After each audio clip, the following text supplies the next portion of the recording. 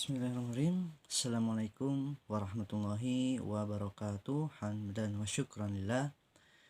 Pertama-tama kita memanjatkan puji dan syukur kehadirat Allah Subhanahu wa taala. Alhamdulillah pada kesempatan kali ini Allah masih memberikan kita begitu banyak nikmat. Nikmat iman, nikmat Islam, nikmat beribadah. Apalagi di bulan Ramadan ini Allah mencurah-curahkan nikmat yang lebih banyak lagi dengan melipatkan gandakan amalan-amalan kita.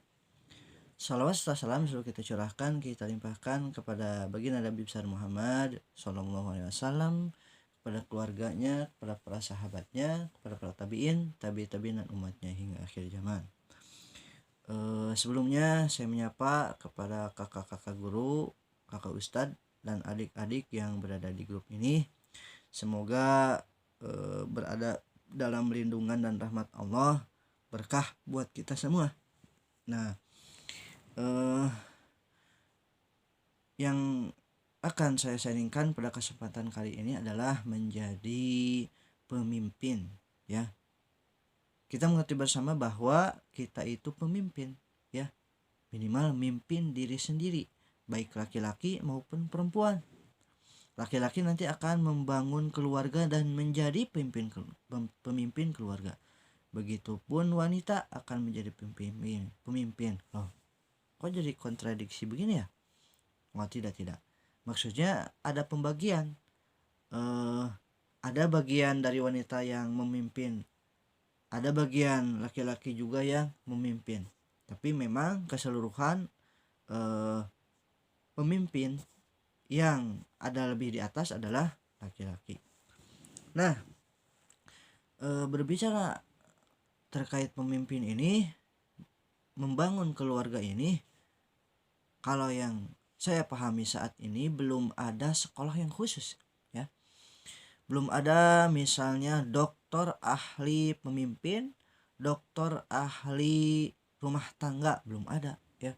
Tapi kalau arsitek, kalau sipil, ada sekolahnya mulai dari SMK, S1, S2, bahkan S3 doktor, profesor, ada sekolahnya. Tapi menjadi pemimpin yang benar, baik, solih, belum ada sekolahnya. Menjadi suami yang terbaik, belum ada sekolahnya, ya. Begitupun jadi ibu.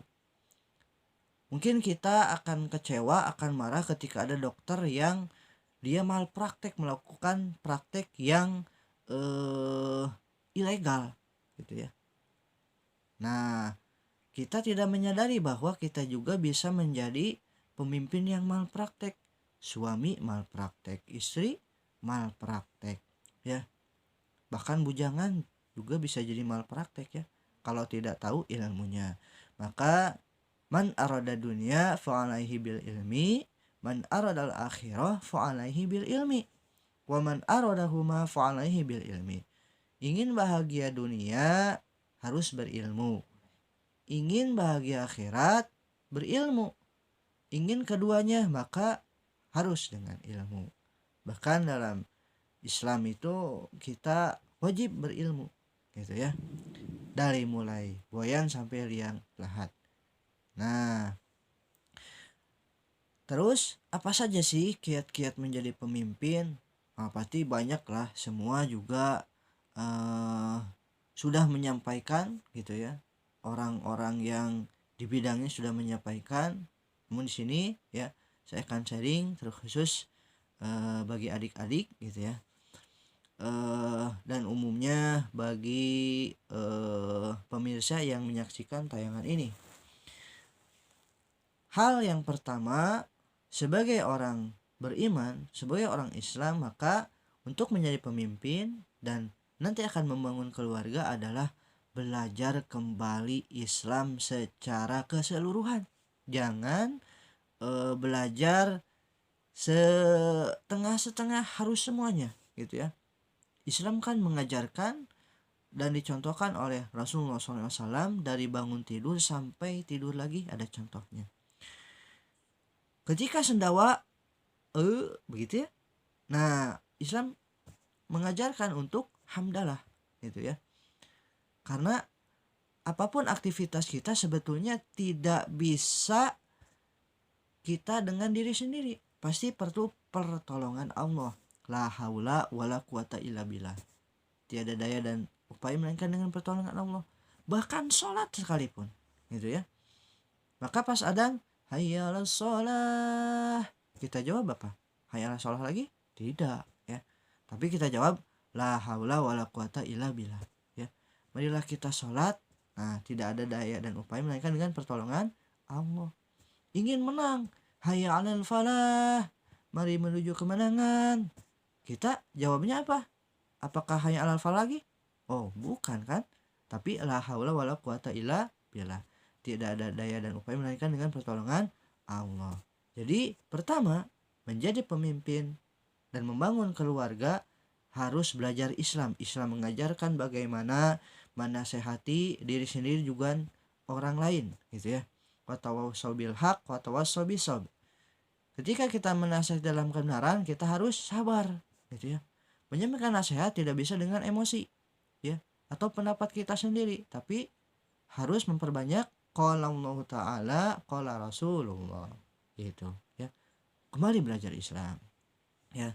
Islam, ajaran intinya ada pada dua hal. Kami tinggalkan dua hal ini bagi kalian. Ketika kalian berpegang teguh kepada keduanya, maka tidak akan kalian tersesat. Apa itu? Al-Quran, ya, dan As-Sunnah. Al-Quran sebagai pedoman kita, gitu ya. As-Sunnah, sunnah-sunnah Rasul sebagai penjelas, gitu ya, yang belum ada di Al-Quran atau belum dijelaskan secara detail, gitu ya. Maka, nah, kita kembali harus baca lagi nih Al-Quran. Tidak tahu artinya, Kang atau Pak atau Kak, tidak apa-apa, terus saja baca Al-Quran.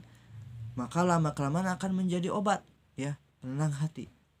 Bukankah ketenangan itu adalah yang bisa membuat kita lebih menjadi kehidupan ini optimis, gitu ya.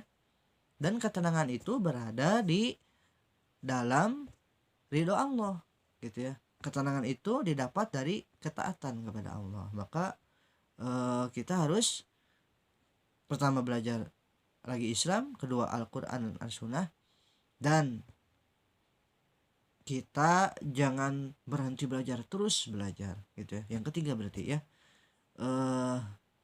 belajar terus menerus dari mulai buayan sampai liang lahat, kita akan terus belajar. Apalagi Ramadan ini bulan tarbiyah, bulan pendidikan, bagaimana kita mengendalikan diri dari yang halal juga, gitu ya. Di siang hari kalau makan batal, ya. Dan tidak hanya makan minum saja yang dikendalikan, tapi mata kita, la taqrabu zina, jangan dekati zina, gitu ya. Jaga lisan kita dari membicarakan orang lain, karena akan membakar pahala-pahala kita, gitu ya. Nah, belajar kita mengendalikan diri dari emosi, ya, walaupun memang susah, ya. Saya berbicara seperti ini sama masih belajar juga untuk mengendalikan diri. Ketika suami istri, ya, beda pendapat, pasti laki-laki itu beda otaknya dengan perempuan, ya. Mungkin kita mengenal multitasking, gitu ya. Kalau perempuan lari gendong bisa, sambil masak bisa, sambil teleponan bisa, semua pekerjaan dalam satu waktu itu bisa. Laki-laki nggak bisa, harus satu-satu. Maka kalau laki-laki ayatnya fa idza faragta fansab, ketika selesai satu urusan, lakukan urusan yang berikutnya. Perbedaan ini kalaulah tidak kita sikapnya bijaksana, bisa jadi percekcokan. Maka bersabar. Kalau misalnya kita merasa kesal oleh pasangan kita, kita sabar, ya. Karena boleh jadi kesabaran kita akan pasti membuahkan hasil. Apalagi sabar ini mendekatkan kita kepada Allah. Apapun ujian-ujian kita, maka bersabar, gitu ya. Dan kita kembalikan kepada Allah, ya. Apapun yang kita hadapi, gitu ya. Qalu inna lillahi wa inna ilaihi rajiun. Seperti itu. Dan itu saja. Jadi mari kita bersama belajar lagi Islam secara keseluruhan, ya. Baca Al-Quran ya, amalkan sunnah-sunnah Rasulullah. Dan yang ketiga, terus belajar. Terkhusus bagi adik-adik yang ada di grup ini, bisa bertanya kepada kakak-kakak gitu ya, kepada Kak Ustadz. Dan bagi pemirsa yang menyaksikan tayangan ini, bisa belajar lewat buku ya, baca buku, internet, YouTube gitu ya, ataupun bertanya kepada langsung para ulama ya. Itu saja yang bisa disampaikan. Mohon maaf apabila ada kekurangan. Yang benarnya dari Allah, yang salahnya di keluhan saya pribadi. Subhanakallahumma wa bihamdika asyhadu an la ilaha illa anta astaghfiruka wa atubu ilaik. Akhirul kalam, assalamualaikum warahmatullahi wabarakatuh.